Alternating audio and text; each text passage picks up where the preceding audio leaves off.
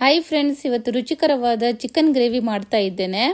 ಮಾಡಲಿಕ್ಕೆ ಮೊದಲೊಂದು ಬಾಣಲಿಗೆ ಎಣ್ಣೆ ಹಾಕ್ತಾ ಇದ್ದೇನೆ ಫ್ರೆಂಡ್ಸ್. 2 ಚಮಚ ಆಗುವಷ್ಟು ಎಣ್ಣೆ, ಇದರ ಜೊತೆಗೆ 2 ಚಮಚ ಧನಿಯಾ ಹಾಕ್ತಾ ಇದ್ದೇನೆ, ಹಾಗೂ ಸ್ವಲ್ಪ ಜೀರಿಗೆ, ಒಂದು ಅರ್ಧ ಚಮಚ ಆಗುವಷ್ಟು, ಹಾಗೂ 5 ರಿಂದ 6 ಬ್ಯಾಡಗಿ ಮೆಣಸು, ನಂತರ 8 ರಿಂದ 10 ಬೆಳ್ಳುಳ್ಳಿ, ಅದರ ಜೊತೆಗೆ ಸ್ವಲ್ಪ ಶುಂಠಿ ಹಾಕ್ತಾ ಇದ್ದೇನೆ.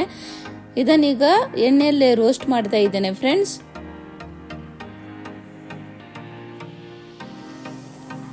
ಈಗ ನಾನು ತೆಂಗಿನಕಾಯಿ ತುರಿ ಹಾಕ್ತಾ ಇದ್ದೇನೆ. ಒಂದು ಅರ್ಧ ತೆಂಗಿನಕಾಯಿ ತಗೊಂಡಿದ್ದೇನೆ. ಇದನ್ನೀಗ ಚೆನ್ನಾಗಿ ಎಣ್ಣೆಯಲ್ಲೇ ಫ್ರೈ ಮಾಡಬೇಕು.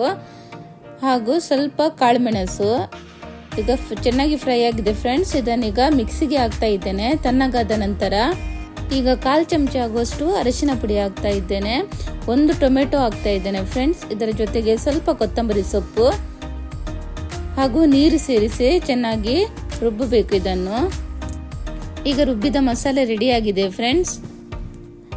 ಈಗ ಚಿಕನ್ ಕರಿ ಮಾಡಲಿಕ್ಕೆ ಒಂದು ಬಾಣಲಿಗೆ ಎಣ್ಣೆ ಹಾಕ್ತಾ ಇದ್ದೇನೆ. ಇದರ ಜೊತೆಗೆ 1 ಚಮಚ ಆಗುವಷ್ಟು ತುಪ್ಪ ಹಾಕ್ತಾ ಇದ್ದೇನೆ ಫ್ರೆಂಡ್ಸ್.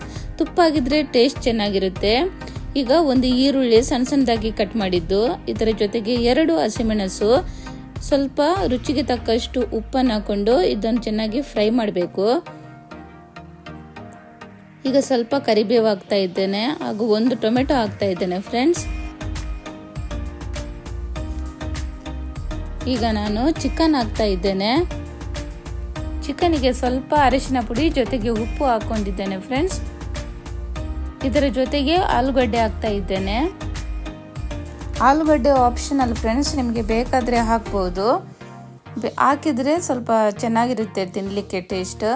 ಈಗ ನಾನು ಬೇಯಲಿಕ್ಕೆ ಬೇಕಾದಷ್ಟು ನೀರು ಹಾಕ್ತಾ ಇದ್ದೇನೆ. ಇದನ್ನೀಗ ಚೆನ್ನಾಗಿ ಬೇಯಿಸಬೇಕು. ನೋಡಿ ಫ್ರೆಂಡ್ಸ್, ಚಿಕನ್ ಚೆನ್ನಾಗಿ ಬೆಂದಿದೆ, ಚೆನ್ನಾಗಿ ಕುದಿ ಬರ್ತಾ ಇದೆ.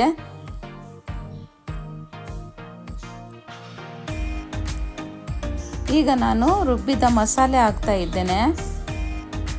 ಮಸಾಲೆ ಹಾಕೊಂಡು ಚೆನ್ನಾಗಿ ಒಮ್ಮೆ ಮಿಕ್ಸ್ ಮಾಡ್ತಾನೆ ಇರಬೇಕು.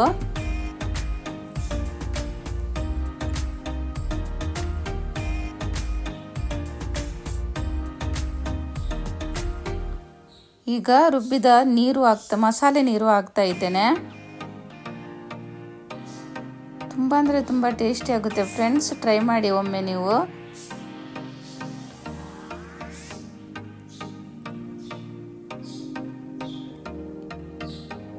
ಈಗ ರುಚಿಗೆ ತಕ್ಕಷ್ಟು ಉಪ್ಪು ಹಾಕ್ತಾ ಇದ್ದೇನೆ. ಇದನ್ನೀಗ ಚೆನ್ನಾಗಿ ಒಂದು ಕುದಿ ಬರಬೇಕು ಫ್ರೆಂಡ್ಸ್. ಕುದಿ ಬಂದರೆ ಚಿಕನ್ ಗ್ರೇವಿ ರೆಡಿ ಆಗುತ್ತೆ. ನಿಮಗೆ ಇದು ಅನ್ನಕ್ಕೆ, ದೋಸೆಗೆ, ಚಪಾತಿಗೆ ಎಲ್ಲದಕ್ಕೂ ಕಾಂಬಿನೇಷನ್ ಚೆನ್ನಾಗಿರುತ್ತೆ. ನೀವು ಒಮ್ಮೆ ಟ್ರೈ ಮಾಡಿ. ನಿಮಗೆ ನನ್ನ ಇವತ್ತಿನ ರೆಸಿಪಿ ಇಷ್ಟ ಆಗಿದ್ದರೆ ಲೈಕ್ ಮಾಡಿ, ಸಬ್ಸ್ಕ್ರೈಬ್